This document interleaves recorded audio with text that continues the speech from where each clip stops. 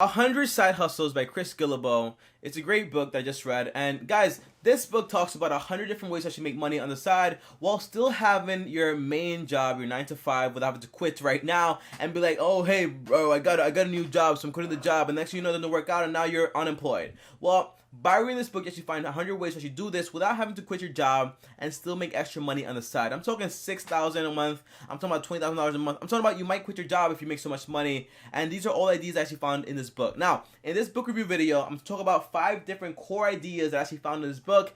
So this way, you don't have to read the full book if you don't want to, but I do recommend you do because there's a whole bunch of different ideas out there, which is amazing.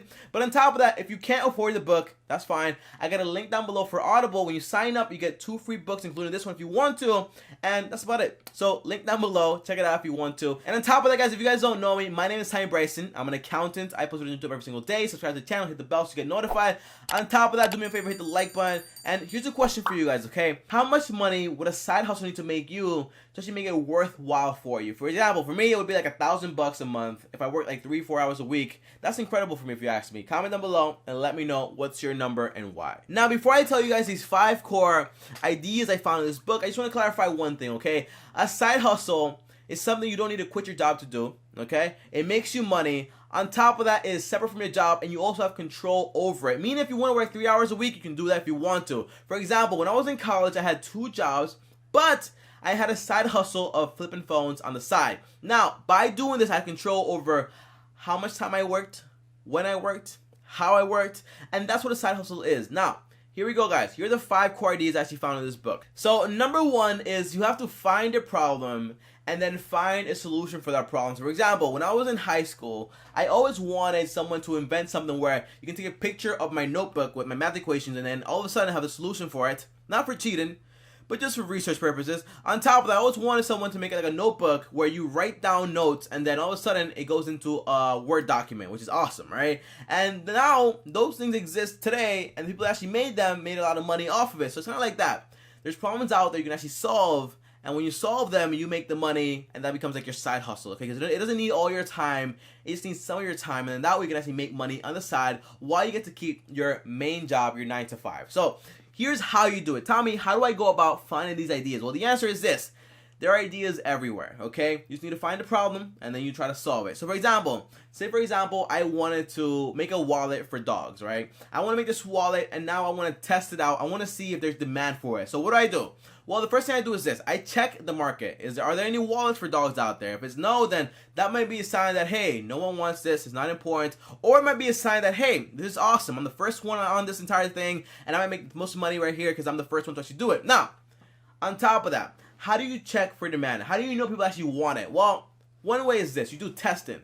You test them with your friends, and you ask them, like, hey, is this important to you? Here's a sample. Do you like it? Do you not like it? Is it useful? Is it not useful? On top of it, you can do like a Kickstarter. So, for example, Kickstarter is like when you do a campaign and you say, like, hey, I'm selling this. Once we hit this goal, we're going to ship it out in December, and there you go. Now, people actually go into your campaign and donate money for those products, and you send them those products, and it means that, hey, there's demand for the product, and it's actually good to go. Now, if there's no demand whatsoever, your friends hate it, there's no one like backing you, then that might be a sign that, hey, the market doesn't want it, the market doesn't need it, so you might want to stay away from that idea, okay? That's how it works. And here's a tip, right? Once you find an idea or a problem and you want to solve it, if it doesn't work out, you have to keep experimenting with that same version of the entire problem. For example, if they don't want a dog wallet, maybe they'll want dog shoes that are waterproof, okay? Then you can actually, experiment with the entire thing, and you still make money because it's still like in the same niche, but it's all about experimenting, even though if your product didn't work the first time. Now, number 2 is this, guys. You don't have to be original. Everything is about original. Is it original? Is it not original? Well, in reality, you don't have to be original, and here's why. There are a bunch of businesses out there that make a lot of money, but they're still kind of like, left behind with the times. For example, one of the guys in the book found a business that was kind of like, like a cleaning service where he actually created like an entire online website where you can actually set appointments, and then you get reviews online also. You go straight to their house, you clean everything. But before he did that, he noticed that, hey, no one's doing this online. Everything is like by phone, by call, and they don't even do reviews, and they don't check everything, and they're not even on Google. They don't have a website. What he did is this, okay? He took a good business, and he filled out the problem, which is basically, hey, there's no online presence. He did the entire thing, and now he makes a ton of money while doing it. I think he makes around like $6,000 a month. And if you ask me, $6,000 a month for like 4 hours of work every single week is a lot of money. Now, there's two ways to actually go about this, okay? You can either build a business like that guy did, or you can go to those businesses and say like, hey, you know, you have this problem, and I can help you solve it, and I'll charge you this fee. And that way you make money on the side also without having to quit your job or start a brand new business. So there you go. Now, number 3 is identify problems people don't like to talk about. Now, tell me, what do you mean by this? Well, you know, people don't like to talk about like private things, you know, like for example, like private parts and things like that, and like products for that. People don't want to talk about that. But in reality, if you notice now, Dollar Shave Club has an entire program where like, hey, you have the shave, you have the ish,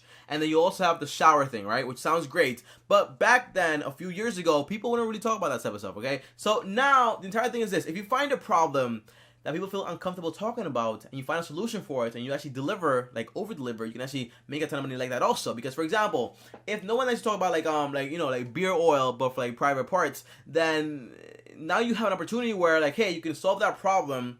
No one's talking about it because everyone thinks like it's off limits. But if you find that problem and you solve it, well, now you have the entire market to yourself. And that's what I think that Dollar Shave Club is doing right now by offering all these products for like, hey, we got your beard, we have your private parts, and then we also have like your shower for your hair. So that's awesome. So it's all about finding like taboo topics people don't talk about, but finding products and solutions for those entire topics. And then that way you can actually make a ton of money from it on the side without having to go crazy. By the way, Dollar Shave Clubs makes a ton of money every single month from subscriptions, okay? So you can start that also on the side, and it's all about where you source from. I'm going to talk about that later on in the video. Now, number 4 is this, guys.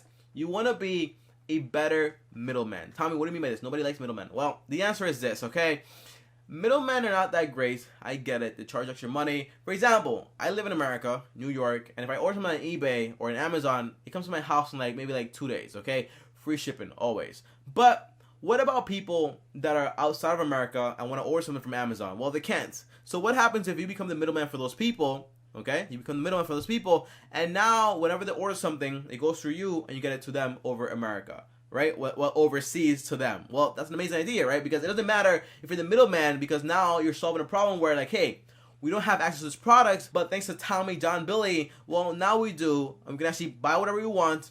They send it to us fast and free. Well, not free. You charge them like a percentage, okay? You charge them like maybe like 20% of the product price, and that way you make a ton of money. But they'll be willing to pay that fee. Why? Because, hey, I wouldn't have this product if it wasn't for this service. So sometimes being the middleman actually makes a ton of money. So again, always think about ideas where you can say like, hey, you know, there's a problem here and a problem here. How can I get in the middle of this problem and solve it for both parties? That's what I would do, and that's what I think about all the time also. Now, number 5 is taking advantage of different seasons when they actually come along. So for example, Valentine's Day, Father's Day, Christmas. Well, imagine this. Someone in this book actually had an idea, a great idea by the way, to every time Christmas comes. By the way, she made around $6,000 by doing this idea. When Christmas comes, she writes personal letters to kids that parents request at a $20 market price. Okay, so for example, if you want a letter from her, a personal letter about Santa Claus and all that fancy stuff, well, she charges you $20, and she makes around $6,000 every time Christmas comes. So again, it's all about finding different, you know, like seasons where people are more likely to spend money. Like for example, oh, Father's Day, let me get a t-shirt for my dad. Or like Mother's Day, let me get a t-shirt for my mom, you know, a cup, whatever. So if you outsource these things or you make them yourself, you can actually make a ton of money like that also. Because again, if you find the season, the right timing, and the right products, you can make a ton of money by giving the product to the right person. So think about that also. It's not all about a year-round business. Some businesses only come around like once a year. But when it does come around, $6,000 does make a big difference if you ask me every year for like 30 days of work, which is great if you ask me, okay? Now, before I go, guys, comment down below and let me know, are you going to give this book a read? You know, I highly recommend it because I can tell you like the core ideas, but all the different real ideas in there, like 100 of them, you can actually find in the book, and you can actually find one that actually makes sense to you. So for example, I had an idea when I was reading this book to actually, by the way, you can steal this idea, I don't really care, but it was basically, you know, you start a store for vegans, like saying like, hey, you have like all this vegan like merchandise, like, you know, like t-shirts, like bracelets, like watches, but here's the catch, none of it contains plastic, a portion of the profit goes to charity, and everything is like, you know, for vegans and stuff like that. Like targeting one market and just like selling them everything that she wants and doing it online, because I haven't really seen anyone actually doing that today. And also having affiliate products inside of the website, and then that way you can actually get sales from other people without having to have the merchandise, and then that way you do something called drop shipping. Another video for another topic, or another topic for another video. Now guys, as always, if you enjoyed this video, hit the like button, really appreciate it. Thank you so much for watching. Subscribe to the channel, hit the bell so you get notified. And if you want to do me one-on-one, uno, just DM me on Instagram at Tommy Bryson. And on top of that, watch this video right here. It's another book review, or my whole playlist on all the books that I've actually read, and all the summaries right here. And on top of that, hit my face right to start the channel right now. And I'll see you guys tomorrow. Thanks for watching, and peace.